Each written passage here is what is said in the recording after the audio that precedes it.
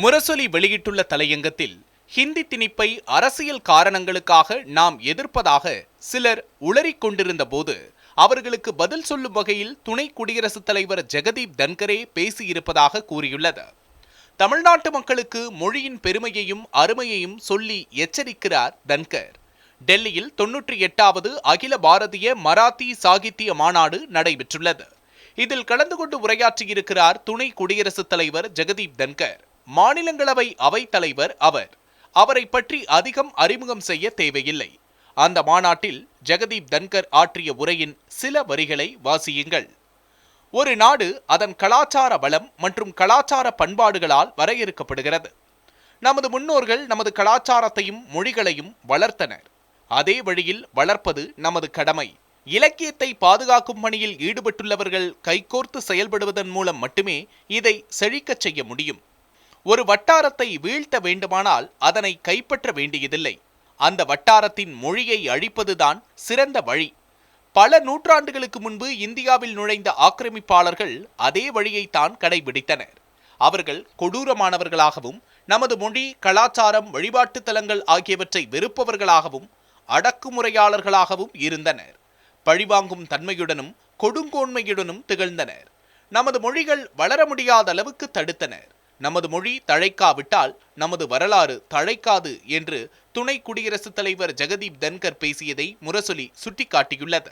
உண்மையில் நாம் அவருக்கு நன்றி சொல்லியாக வேண்டும். உண்மையை பேசியதற்காக, அதுவும் உரக்க பேசியதற்காக, அதுவும் இந்த காலகட்டத்தில் பேசியதற்காக.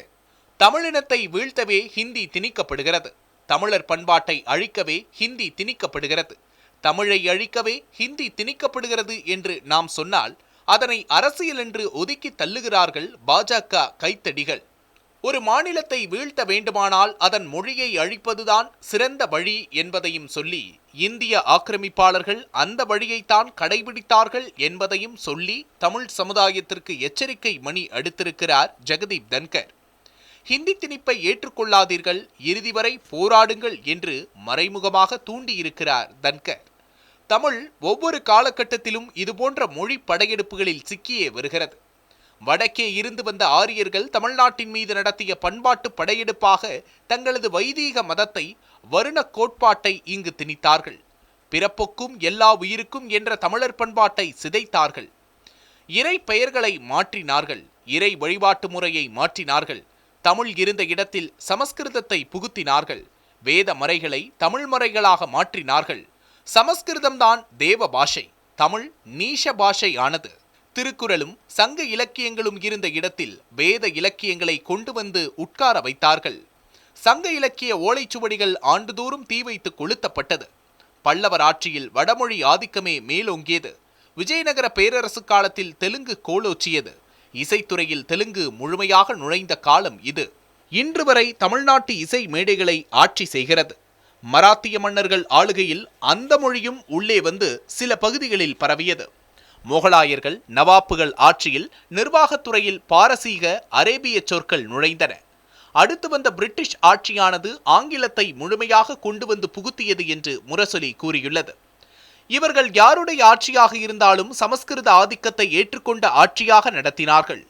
உள்ளூர் விவகாரங்களில் தலையிடுவது இல்லை என்ற கொள்கையானது சமஸ்கிருத வேத மரபுக்கு வசதியாக போனது. மாற்று மொழியினர், மாற்று மதத்தவர், மாற்று பண்பாட்டவர் படையெடுப்பானது தொடர்ந்து நடந்து வந்துள்ளது. அதனால்தான் தமிழ் புறக்கணிக்கப்பட்டது.